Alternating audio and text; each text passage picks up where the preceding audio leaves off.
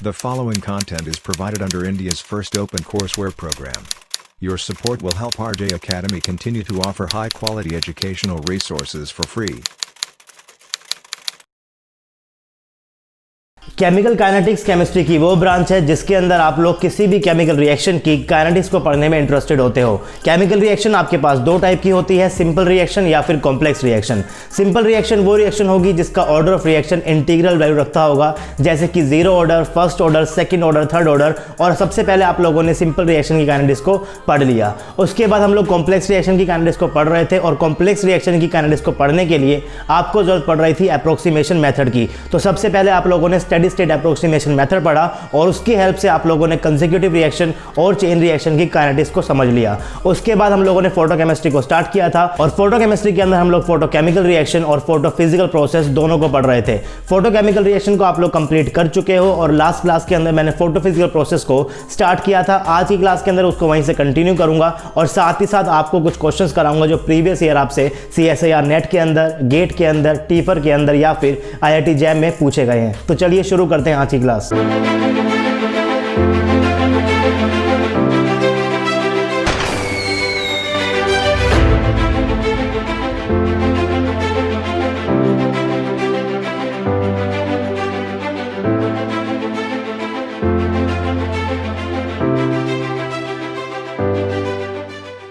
Hey guys, this is RJ and welcome to RJ Academy. So this is lecture number 12 of chemical kinetics. अभी तक 11 lectures हम लोग cover कर चुके हैं। अगर आपने प्रीवियस लेक्चर्स नहीं देखे हैं तो आप प्रीवियस लेक्चर प्लीज देख लीजिए ताकि आपको आज की क्लास भी समझ में आए और आने वाले लेक्चर्स के अंदर भी आपको कोई भी प्रॉब्लम ना हो। प्रीवियस लेक्चर देखने के लिए आपको ज्यादा कुछ नहीं करना है, आपको सिर्फ और सिर्फ RJ Academy के यूट्यूब चैनल के ऊपर जाना है। वहां पर प्लेलिस्ट सेक्शन के अंदर केमिकल काइनेटिक्स की अलग से प्लेलिस्ट आपको देखने को मिल जाएगी और वहां से आप लोग केमिकल काइनेटिक्स को बिल्कुल स्टार्टिंग से बिल्कुल बेसिक से फॉलो कर सकते हो। अगर आपको कोई और चैप्टर्स पढ़ने हैं तो वो भी आपको वहां पर देखने को मिल जाएंगे। मैंने हर एक चैप्टर के लिए अलग से वहां पर प्लेलिस्ट बनाई हुई है। लास्ट लेक्चर के अंदर हम लोग बात कर रहे थे फोटोफिजिकल प्रोसेस की और फोटोफिजिकल प्रोसेस को पढ़ते हुए हम लोग अपनी इस काइनेटिक इक्वेशन तक पहुंच गए थे जो आपके सामने मैंने यहां पर सबसे ऊपर लिखी हुई है। ये इक्वेशन आपके सामने है S star T is equal to S star naught E raise to the power minus T upon में टाउ, जिसमें S स्टार T आपकी कंसंट्रेशन है एक्साइटेड सिंगलेट स्टेट की, S स्टार नोट आपकी इनिशियल कंसंट्रेशन है of excited singlet state, T आपके पास time है और टाउ आपके पास फ्लोरोसेंस लाइफ टाइम पीरियड है जिसका फॉर्मूला भी आपको पता है। Tau is equal to 1 upon में KF plus KFISC plus KFIC। ये फॉर्मूलेज आपको सारे याद होने चाहिए तभी आप लोग न्यूमेरिकल्स को कर लोगे और थ्योरी भी आपको समझनी पड़ेगी तभी आप लोग इन फॉर्मूले को इजीली याद रख पाओगे। उसके बाद हम लोग क्वांटम यील्ड निकालने की कोशिश कर रहे थे कोरस्पॉन्डिंग टू फ्लोरोसेंस और हमने अपनी क्लास को वहां पर वाइंड अप कर दिया था। तो आज हम लोग बिल्कुल वहीं से कंटिन्यू करेंगे और आज हम लोग पढ़ेंगे कैसे आप लोग क्वांटम यील्ड को लिख सकते हो कोरस्पॉन्डिंग टू फ्लोरोसेंस। तो अगर आपको फ्लोरोसेंस के कोरस्पॉन्डिंग क्वांटम यील्ड को निकालना है तो आपको यहां पर अपने आउटपुट और इनपुट के बारे में सोचना पड़ेगा। क्वांटम यील्ड आप लोग निकाल रहे हो कोरस्पॉन्डिंग टू फोटोफिजिकल प्रोसेस और फोटोफिजिकल प्रोसेस के अंदर आपका डीके होता है एक्साइटेड सिंगलेट स्टेट का, उसकी ग्राउंड स्टेट के अंदर यहां पर वो कन्वर्ट होता है जिसके अंदर आप लोग क्या बोलते हो, उसे फ्लोरोसेंस बोलते हो। तो अगर आप लोग फ्लोरोसेंस के कोरस्पॉन्डिंग क्वांटम यील्ड को निकालना चाहते हो तो आपका आउटपुट क्या होगा फ्लोरोसेंस के कोरस्पॉन्डिंग। और आपको पता है फ्लोरोसेंस के अंदर जो आपका एक्साइटेड स्टेट होती है वो जिसका डीके होगा कहां पर आ जाता है, वो ग्राउंड स्टेट के अंदर वापस से आ जाता है। इसका मतलब माइनस का d/dt of S star corresponding to fluorescence आपका यहां पर आउटपुट हो जाएगा कि कितने मॉलिक्यूल एक्साइटेड सिंगलेट स्टेट के डीके होकर ग्राउंड स्टेट के अंदर आ गए। ये आपका क्या है, आउटपुट है। और इस केस के अंदर आपका इनपुट क्या होगा, आप लोग जो लाइट दे रहे हो वो आपका इस केस के अंदर क्या है, इनपुट हो जाएगा। तो इनपुट के अंदर आप लोग क्या लिख सकते हो, I ऑफ ABS लिख सकते हो और आउटपुट में आप लोग क्या लिख सकते हो, माइनस का ds star upon dt of corresponding to fluorescence. इसलिए मैंने यहां पर क्या लगा दिया, सबस्क्रिप्ट यूज किया है f का। तो quantum yield corresponding to fluorescence यानी कि phi f आपका हो जाएगा माइनस का ds स्टार अपॉन में dt ब्रैकेट में f यानी कि मैंने यहां पर फ्लोरोसेंस के लिए यूज किया है डिवाइडेड बाय IABS। यहां पर आपके पास माइनस का ds star upon dt f को आप लोग क्या लिख रहे थे, अभी तक आप लोग वहां पर देख रहे थे कि फ्लोरोसेंस के कोरस्पॉन्डिंग जो आपकी एक्साइटेड स्टेट है उसका डिके होगा और वो आपके पास ग्राउंड स्टेट के अंदर कन्वर्ट हो जाएगा और कुछ लाइट आपकी यहां पर बाहर निकल जाएगी। तो यहां से आप लोग ले रहे थे माइनस का ds स्टार अपॉन में dt आपके पास क्या था, इसके कॉरस्पॉन्डिंग मान लीजिए रेट कांस्टेंट kf है, तो आप लोग यहाँ पर लिख रहे थे kf इंटू में s स्टार, तो माइनस के ds स्टार अपॉन dt की जगह मैं क्या लिखने वाला हूँ, kf इंटू में s स्टार लिखने वाला हूँ। और इसको आप लोग क्या बोल सकते हो, फ्लोरोसिन इंटेंसिटी बोल सकते हो, क्योंकि नीचे आपके पास क्या है, IABS है, और IABS क्या होता है, इंटेंसिटी ऑफ इंसिडेंट लाइट, और ऊपर आपके पास क्या आ गया, kf इंटू में s स्टार आ गया। आपको पता है कि क्वांटम यील्ड एक यूनिटलेस क्वांटिटी है, और अगर आपको इस एक्सप्रेशन को यूनिटलेस बनाना है तो नीचे भी आपके पास इंटेंसिटी है, तो ऊपर भी आपके पास इंटेंसिटी होनी चाहिए। इसीलिए kf इंटू में s स्टार को आप लोग क्या बोलते हो, फ्लोरोसिन इंटेंसिटी बोलते हो। एक तरीके की आपके पास क्या होती है, इंटेंसिटी ही होती है। उसके बाद आपको यहां पर अपने एक्सप्रेशन के अंदर थोड़ी सी मॉडिफिकेशन करनी पड़ेगी, और मॉडिफिकेशन के लिए आपको SS से अप्लाई करना पड़ेगा। आपके फॉर्मूले के अंदर डिनोमिनेटर के अंदर IABS है, जिसको आपको हटाना पड़ेगा, और IABS की वैल्यू आप लोग स्टेडी स्टेट अप्रोक्सीमेशन मेथड का यूज कर ही अभी तक निकाल रहे थे। आपके पास ये कुछ रिएक्शंस थी, एब्जॉर्प्शन जो आपके पास प्रोसेस था, इसके अंदर जो आपके पास ग्राउंड स्टेट में मॉलिक्यूल पड़ा हुआ है, ये लाइट को एब्जॉर्ब करेगा और एक्साइटेड स्टेट के अंदर कन्वर्ट हो जाएगा। उसके बाद डीके के लिए जो रिएक्शन रिस्पॉन्सिबल थी वो मैंने यहां पर आपके सामने लिखी हुई है। फ्लोरोसिन से कोरस्पॉन्डिंग जो आपका डीके होगा, S स्टार कहां पर जाएगा, आपके पास ग्राउंड स्टेट में आएगा, एच न्यू लाइट को यहां पर रिलीज करेगा। ये एक रेडिएटिव प्रोसेस होता है। उसके बाद IC की कोरस्पॉन्डिंग और ISC की कोरस्पॉन्डिंग आपके पास दो रिएक्शंस और थी, तो ये रिएक्शन आप लोग पढ़ चुके हो। उसके बाद आपको यहां पर S स्टार के ऊपर SSA लगाना है, तभी आप लोग IABS की वैल्यू को निकाल सकते हो। S स्टार के ऊपर SSA लगाने का मतलब क्या है कि आपको ds स्टार अपॉन dt को 0 करना पड़ेगा, और हर एक रिएक्शन के लिए आपको रेट को लिखना आता है, और उस रेट का यूज कर आप लोग इस इक्वेशन को अभी तक लिख रहे थे। आपको यहां पर अपने रेट को लिखना है कि माइनस का ds स्टार अपॉन में dt किसके बराबर होगा, यहां पर आप कह रहे थे कि आपका ds अपॉन में dt के बराबर होगा इक्वल टू kf इंटू में s स्टार के बराबर होगा। तो इस तरीके से आपको तीनों रिएक्शन के लिए रेट लिखना है। उसके बाद जब आप लोग ds स्टार अपॉन dt को 0 करोगे तो आपके पास ये इक्वेशन आ जाएगी, और वो इक्वेशन आप लोगों ने पहले भी निकाली थी, इसलिए मैं यहां पर इसको डायरेक्ट लिख रहा हूं। IABS माइनस kf इंटू में s star minus KIC into में s star minus KISC into में s star equal to 0। IABS को एक साइड रख लो, बाकी सब टर्म को आप लोग इधर ले सकते हो। यहां पर आप लोग s स्टार को कॉमन निकाल लोगे तो आपके पास IABS बन जाएगा KF plus KISC plus KIC into में s स्टार। और इस IABS की वैल्यू आप लोग अपने पुराने जो एक्सप्रेशन आपके पास था, जो मैंने यहां पर दोबारा लिखा हुआ है, इस एक्सप्रेशन के अंदर वैल्यू को पुट कर दो। KF इंटू में s स्टार था, नीचे आपके पास क्या था, IABS था। इस IABS की जगह आपने वैल्यू को पुट कर दिया, KF इंटू में KIC प्लस KISC इंटू में s स्टार। आपके पास बन जाएगा KF अपॉन में KF plus KISC plus KIC। और ये फॉर्मूला आपको याद होना चाहिए, क्योंकि quantum yield corresponding to fluorescence आपसे एग्जाम के अंदर पूछा भी गया है। और यहां पर आप लोग 1 अपॉन में, यहां पर आप लोग इसको ऐसे भी लिख सकते हो, KF इंटू में 1 अपॉन में KF plus K of ISC plus K of ISC plus K of IC, और 1 अपॉन में KF plus KISC plus K आपके पास क्या होता है, ये आपके पास टाउ के बराबर होता है। इसका मतलब आपके क्वांटम बिल्ड का डायरेक्ट फॉर्मूला बन जाता है KF इंटू में टाउ। तो क्वांटम बिल्ड अगर आपको निकालनी है फ्लोरोसिन से कोरस्पॉन्डिंग, तो KF उसके कोरस्पॉन्डिंग जो रेट कांस्टेंट था KF इंटू में टाउ। तो इस तरीके से आप इस फॉर्मूले को याद कर सकते हो। टाउ क्या होता है ये भी आपको पता है कि आपका टाउ क्या होता है। तो फॉर्मूलेज आपको सारे के सारे याद करने हैं, जितने भी आप लोगों ने फोटो फिजिकल प्रोसेस के अंदर पढ़े हैं। मैंने वो सारे फॉर्मूले यहाँ पर एक साथ लिखे हुए हैं। अगर ये फॉर्मूलेज आपको याद होंगे, कैसे डिराइव हुआ है, उनके प्रोसेस अगर आपको पता होगा, तो आप लोग क्वेश्चंस भी इजीली अप्रोच कर पाओगे।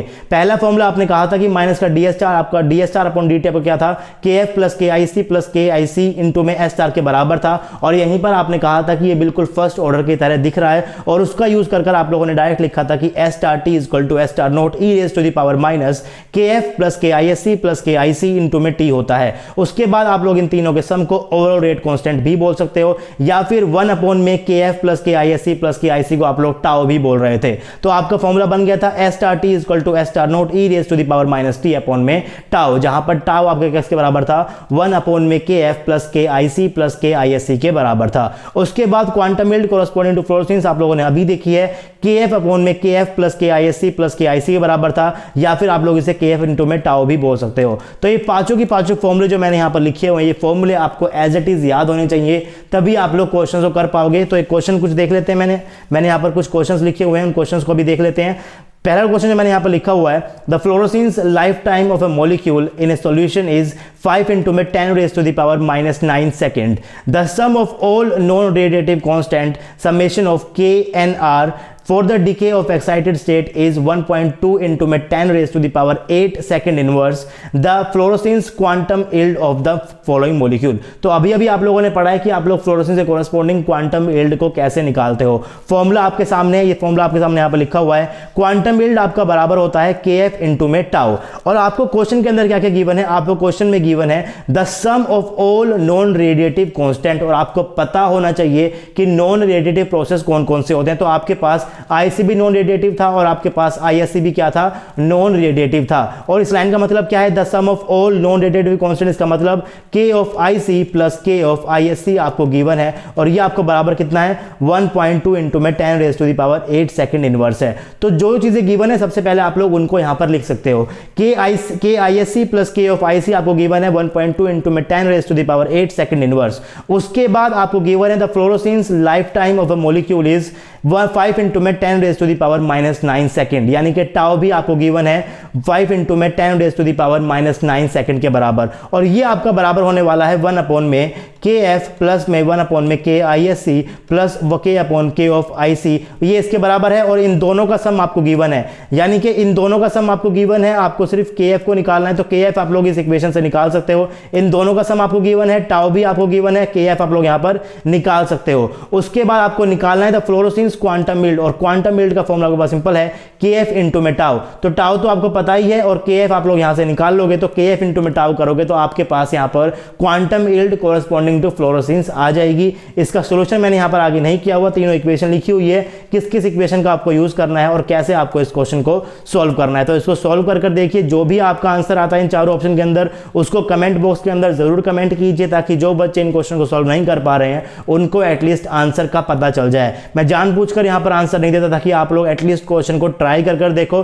कमेंट बॉक्स में आप लोग पूछ सकते हो कि आपका आंसर सही है गलत, मैं आपको वहां पर रिप्लाई जरूर करूंगा। तो क्वेश्चन की प्रैक्टिस जरूर करो, और जो भी आपका आंसर आता है उसे कमेंट बॉक्स के अंदर जरूर कमेंट करो। कुछ और क्वेश्चंस मैंने यहां पर लिए हुए हैं। सेकंड क्वेश्चन जो आपका है ये गेट 2009 का है। क्वेश्चन क्या है, the fluorescence life time of a molecule in solution is 10 nanosecond.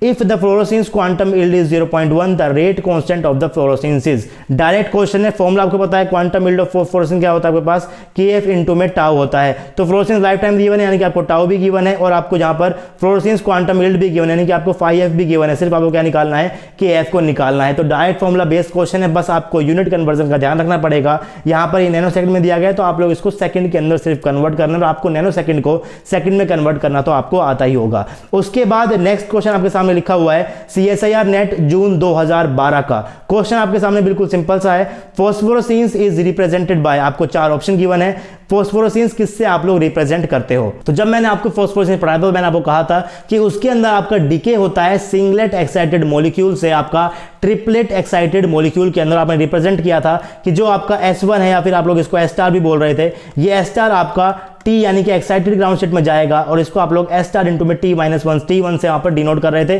तो आप लोग इसको यहां पर एक्साइटेड स्टेट को S1 से भी डिनोट कर सकते हो। आप कह रहे थे कि सिंगलेट एक्साइटेड स्टेट से वो कहां पर जाएगा, ट्रिपलेट एक्साइटेड स्टेट में जाएगा। और फ्लोरोसेंस और फॉस्फोरोसेंस दोनों की दोनों रेडिएटिव होते हैं, यानी कि यहां पर वो लाइट को भी रिलीज करेगा। आप लोग यहां पर डेल्टा डिनोट कर दो, या फिर आप लोग ऐसे लगा दो, कुछ भी आप लोग लगा सकते हो। तो आपको पता है कि इसके अंदर से करेक्ट आंसर आपका क्या हो जाएगा, फोर्थ ऑप्शन यहां पर आपका करेक्ट हो जाएगा। आपको पता है कि फॉस्फोरोसेंस रिप्रेजेंट करता है decay of excited singlet state to decay of आपका टू ट्रिपलेट एक्साइटेड स्टेट, और यह आपको एक रेडिएटिव प्रोसेस होता है, तो यहां पर आपके पास हीट भी रिलीज होगी। तो इस तरीके से आपका ऑप्शन 4 करेक्ट आंसर यहां पर हो जाएगा। उसके बाद नेक्स्ट क्वेश्चन जो मैंने यहां पर लिखा हुआ है, ये क्वेश्चन है टीफर का। तो टीफर वाले स्टेटमेंट देते हैं, बड़ी बड़ी स्टेटमेंट बेस्ड क्वेश्चन होते हैं, काफी ज्यादा ट्रिकी वो क्वेश्चन होते हैं। क्वेश्चन आपके सामने क्या है, phosphorescence is slower than fluorescence because, phosphorescence slower process क्यों है फ्लोरोसेंस से। तो मैंने आपको पढ़ाते हुए बताया था कि फ्लोरोसेंस जो आपका है वो यहाँ पर स्पिन एंगुलर मोमेंटम को कंजर्व रखता है। डेल्टा एस है यहाँ पर आपका इक्वल टू 0 है, और डेल्टा एस आपका जो 0 होता है वो सिलेक्शन रूल के अकॉर्डिंग सही है। इसको आप लोग पढ़ोगे मॉलिक्यूलर स्पेक्ट्रोस्कोपी में, जहां पर आप लोग सिलेक्शन रूल को निकालते हो। लेकिन आपके पास इस प्रोसेस प्रोसेस को होने के लिए डेल्टा एस आपका 0 के बराबर होना चाहिए। मैंने आपको पढ़ाते हुए बताया था कि फॉस्फोरेसेंस आपका तेज प्रोसेस नहीं होता, स्लो होता है फ्लोरोसेंस से कोरस्पॉन्डिंग, क्योंकि यहां पर ये आपका स्पिन एंगुलर मोमेंटम को कंजर्व नहीं रखता। और डेल्टा एस इस केस के अंदर आपके पास क्या होता है, सिंगलेट से आप लोग कहां जाते हो, ट्रिपलेट के अंदर जाते हो, यानी कि स्पिन मल्टीप्लिसिटी आपके पास यहां पर कंजर्व नहीं होती। वहीं फ्लोरोसेंस के अंदर स्पिन मल्टीप्लिसिटी आपकी कंजर्व होती है, सिंगलेट स्टेट से सिंगलेट के अंदर ही आता है, तो इसीलिए प्रोसेस आपके पास क्या होता है, तेज होता है। तो ऑप्शन आपके सामने लिखे हुए हैं phosphorescence occur at longer wavelength than fluorescence, तो गलत हो गया।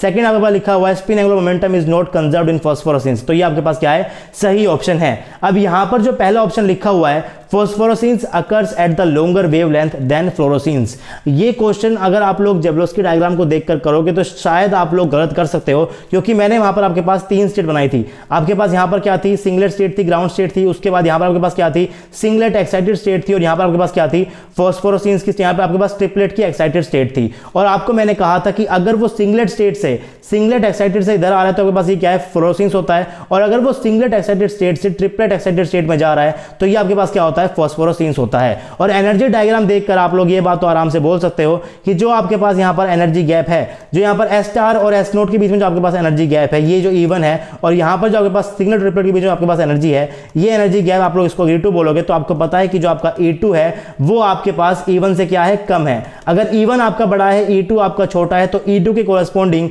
जो आप लोग लाइट को रिलीज करोगे उसकी एनर्जी भी क्या होगी, कम होगी। अगर उसकी एनर्जी कम है तो उसकी वेवलेंथ क्या होगी, ज्यादा होगी। तो ये बात बिल्कुल ट्रू है कि phosphorescence occurs at longer wavelength, ये बात गलत नहीं है, लेकिन इसकी वजह से आपका फॉस्फोरेसेंस स्लोअर प्रोसेस नहीं होता। हर एक बात को आप लोग यहां पर समझते हुए चलो, क्योंकि ऑप्शन सी आपके पास यहां पर बोथ ए एंड बी भी है, क्या बोथ ए और बोथ बी दोनों करेक्ट है, तो ये ऑप्शन भी आपको यहां पर देखने को मिल जाएगा। लेकिन इसका करेक्ट आंसर क्या आएगा, सिर्फ और सिर्फ ऑप्शन बी आएगा, क्योंकि यहां पर क्वेश्चन पूछा गया है फॉस्फोरेसेंस इज स्लोअर, और वो स्लो इस वजह से है क्योंकि वहां पर आपका स्पिन एंगुलर मोमेंटम कंजर्व नहीं होता। ये बात भी बिल्कुल सही है कि phosphorescence occurs at longer wavelength than fluorescence, लेकिन ये इस क्वेश्चन की सही रीजन आपको यहां पर नहीं दिया हुआ, इसीलिए ऑप्शन बी यहां पर क्या होगा, करेक्ट ऑप्शन होगा। तो टीफर में काफी कंफ्यूजिंग क्वेश्चन भी आते हैं, अगर आपने थ्योरी को अच्छे से पढ़ा है तो आप लोग क्वेश्चंस को इजीली अटेम्प्ट भी कर पाओगे।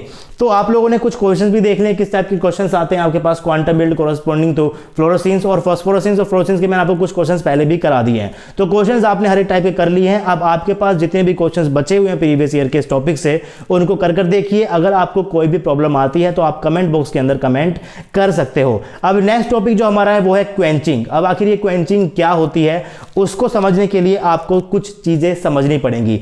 अभी तक आप लोग कह रहे थे कि आपके पास यहां पर ग्राउंड स्टेट के अंदर आपका मॉलिक्यूल है, उसने लाइट को एब्जॉर्ब किया, वो कहां चला जाता है, एक्साइटेड स्टेट में चला जाता है। आपके पास ग्राउंड स्टेट के अंदर मॉलिक्यूल है, इसने लाइट को क्या किया, एब्जॉर्ब किया, और ये कहां चला गया, एक्साइटेड स्टेट में चला गया। इसने क्या किया, लाइट को यहां पर एब्जॉर्ब कर लिया। उसके बाद आप कह रहे थे कि जो लाइट आप लोग इसके ऊपर डाल रहे हो, अगर आपने वो लाइट डालनी बंद कर दी तो ऑटोमेटिकली आपकी जो एक्साइटेड स्टेट है, एक्साइटेड सिंगलेट स्टेट है, उसका डीके होना स्टार्ट हो जाता है। और आप कह रहे थे कि इसके डीके की कुछ 3-4 चीजें रीजन होती है। वो ट्रिपलेट के अंदर जा सकता है, जिसको आप लोग क्या बोल रहे थे, फॉस्फोरेसेंस बोल रहे थे। वो वापस से सिंगलेट ग्राउंड स्टेट में आए, उसको आप लोग क्या बोल रहे थे, फ्लोरोसेंस बोल रहे थे। या फिर आपके पास क्या हो सकता है कि आईएससी हो सकता है, या फिर आपके पास क्या हो सकता है, आईसी हो सकता है। तो ये जो प्रोसेस है ये ऑटोमेटिकली होते हैं, नेचुरली होते हैं। इसके करने के लिए आपको बाहर से एक्सटर्नली कुछ भी अप्लाई नहीं करना, सिर्फ आपको यहां पर लाइट को देना बंद करना पड़ेगा। लेकिन अगर आप लोग चाहते हो कि आपके पास जो एक्साइटेड मॉलिक्यूल है वो फोटोकेमिकल रिएक्शन ना शो कराए, आप स्टार्टिंग में कह रहे थे कि आपके पास एक मॉलिक्यूल होता है,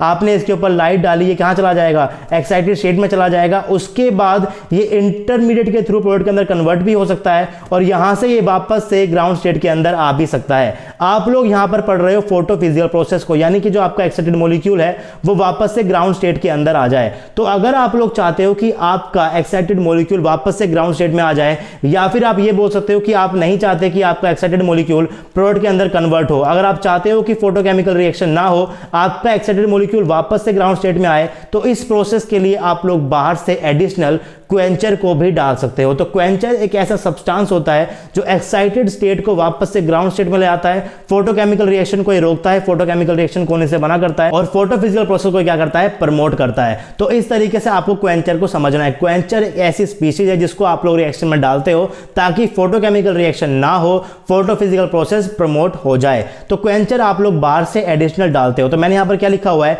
shortening of life in the excited state is called quenching. Of course आप लोग एक्साइटेड स्टेट को वापस से क्या कर रहे हो, ग्राउंड स्टेट के अंदर लेकर जा रहे हो, तो इसकी लाइफ एक्साइटेड स्टेट के अंदर आप लोग क्या कर रहे हो, कम कर रहे हो। तो shortening of life time in the excited state is called quenching. It may be desired और अनडिजायर्ड प्रोसेस। ये आप चाहकर भी कर सकते हो या फिर कई बार ऑटोमेटिकली भी होता है। ऑटोमेटिकली किसके थ्रू हो सकता है, फ्लोरेसेंस के थ्रू हो सकता है, आईएससी के थ्रू हो सकता है और आईसी के थ्रू हो सकता है। इसको आप लोग पढ़ चुके हो। लेकिन अगर आप लोग डिजायरली इसको करना चाहो तो आपको बाहर से एडिशनल क्वेंचर डालना पड़ता है। Quenching effect may be studied by measuring the emission from the excited state by addition of a quencher. आप लोग क्वेंचर को डालकर इसको देख सकते हो। That opens an additional channel for deactivation. मैंने आपको बताया कि अगर आप लोगों ने क्वेंचर को डाल दिया तो आपके एक्साइटेड स्टेट वापस से सिंगलेट स्टेट के अंदर आएगी। इसका मतलब वो एक एडिशनल चैनल को ओपन कर रहा है फॉर डीएक्टिवेशन। आप कह रहे थे कि जो आपका सिंगलेट मॉलिक्यूल है उसको एक्साइट करने के लिए आपने क्या किया, लाइट को एब्जॉर्ब कर लिया और क्या चला गया, आपके पास एक्साइटेड स्टेट में कन्वर्ट हो गया। उसके बाद अगर आपको डीके को पढ़ना है तो आपको डीके में पढ़ा था कि फ्लोरेसेंस के थ्रू,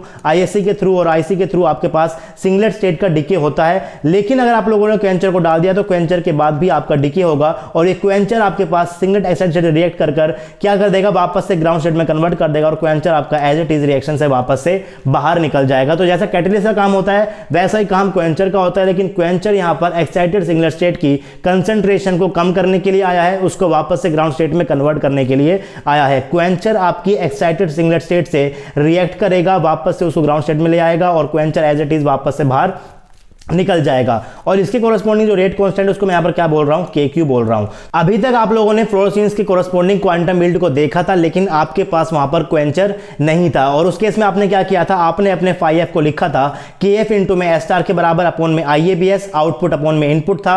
उसके बाद आपने IABS की वैल्यू को निकाला था, SSA को अप्लाई किया था S स्टार के ऊपर, वहां से आपका IABS बराबर में आया था KF इंटू में KIC plus KISC S star और S स्टार को S स्टार से काटने के बाद आपका एक्सप्रेशन जो बन गया था वो बन गया था phi f is equal to KF upon में KF plus KIC plus KISC। लेकिन ये जो आपके पास इक्वेशन थी विदाउट क्वेंचर थी।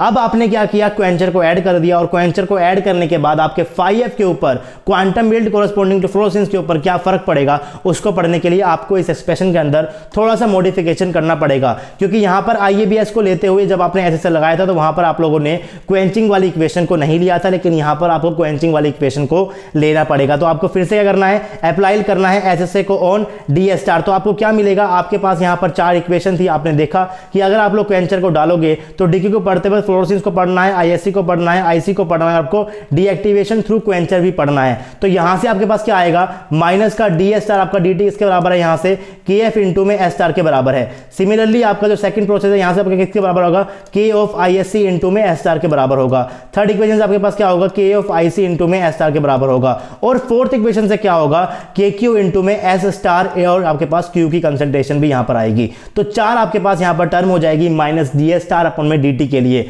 अभी तक जब आप लोगों ने लास्ट एक्सप्रेशन निकाला था उसके अंदर आपके पास ये 3 टर्म थी, 3 इक्वेशन थी, लेकिन अब आपके पास ये इक्वेशन क्या हो जाएगी, एडिशनल यहां पर ऐड हो जाएगी और इसी की वजह से आप लोग यहां पर एक टर्म को एक्स्ट्रा देखोगे। ये 4 टर्म आपके पास पहले भी थी, लेकिन इस केस के अंदर आपके पास एक और टर्म ऐड हो जाएगी जो कि आपकी है माइनस का KQ इंटू में Q इनटू में एक्साइटेड स्टेट की आपके पास कंसंट्रेशन। क्यू का ये क्या, क्यू की आपके पास कंसंट्रेशन ऑफ क्वेंचर है, एस आपके पास क्या है, कंसंट्रेशन ऑफ एक्साइटेड स्टेट है। तो एक टर्म आपके पास एक्स्ट्रा यहां पर ऐड हो गई, कोई बात नहीं, इसको आप लोग ऐड रहने दो। IABS आप लोग निकालना चाहते हो, इसको आप लोग एक साइड में ले जाइए, माइनस के DS स्टार डी को क्या करना है, 0 के बराबर करना है और IABS को आप लोग इधर ले आइए। तो क्या बन जाएगा आपका IABS आपके इसके बराबर बन जाएगा।